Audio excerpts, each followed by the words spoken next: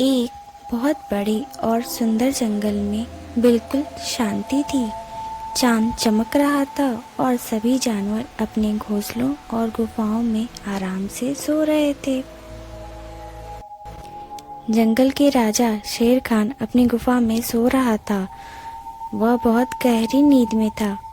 उसके सिरहाने पर उसका सबसे कीमती हीरों का हार चमक रहा था। अचानक गुफा के बाहर अंधेरे में खट्ट से एक आवाज आई। एक सूखी टहनी टूट गई थी। कोई वहां छिप कर आया था। गुफा के अंदर एक बहुत बड़ी और डरावनी परछाई आगे बढ़ी। शेर खान अभी भी बेखबर होकर सो रहा था और अगले ही पल एक काले डरावने साए ने तेजी से वो चमकता हुआ हार उठाया और वहां से गायब हो गया। सुबह होते ही शेर खान की आंख खुली। वो बुरी तरह चौंक गया। उनका प्यारा हार वहां नहीं था।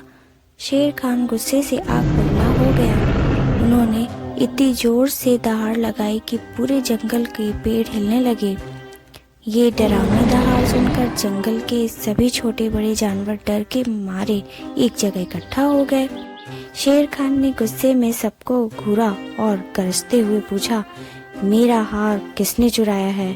सच सच बताओ। उसकी डरावनी नजर एक नन्हे कांपते हुए खरगोश पर पड़ी। बेचारा खरगोश डर से रोने लगा। तभी चालाक लोमड़ी ने आगे आकर अंदर की तरफ इशारा किया। महाराज, ये जरूर ही इस नटखट बंदर का काम है। बंदर बुरी तरह घबरा गया और हाथ जोड़कर बोला, नहीं महाराज, मैंने एक परछाई को नदी की तरफ जाते हुए देखा था।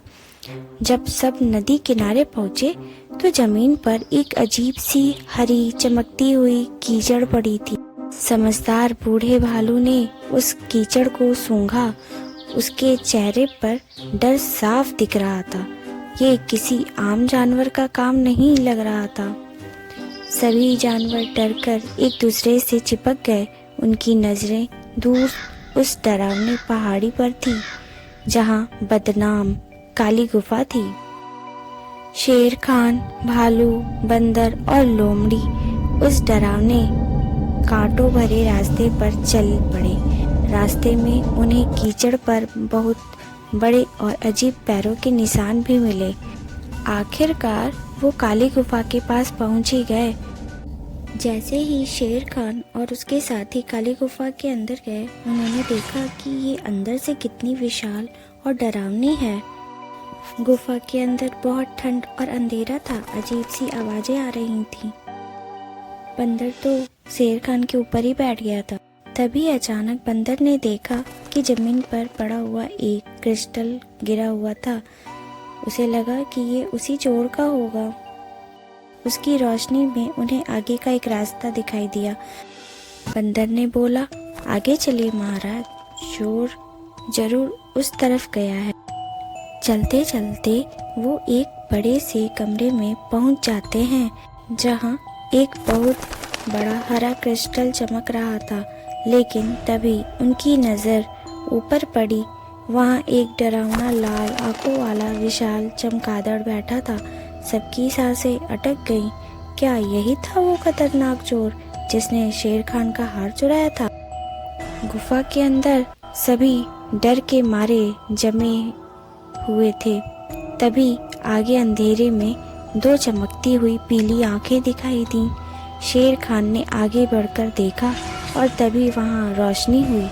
वहां कोई राक्षस नहीं बल्कि एक मासूम नन्ही गिलहरी थी जो जुगनू की रोशनी में अपने छोटे से ब्रश से उस हार को साफ कर रही थी जो उसने चुराया था। नन्ही गिलहरी ने शेर खान को देखा और डर गई। उसने मासूमियत से कहा, माफ कीजिए महाराज, मैं चोरी नहीं कर रही थी। ये हार गंदा हो गया था।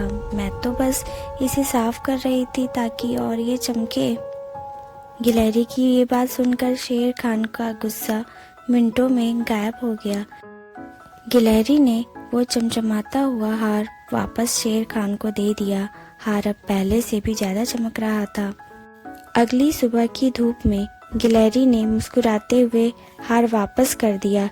शेर खान शर्मिंदा होकर मुस्कुराने लगा और बाकी सभी जानवर जोर जोर से हंसने लगे और इस तरह काली गुफा का रहस्य एक प्यारी सी हंसी में बदल गया।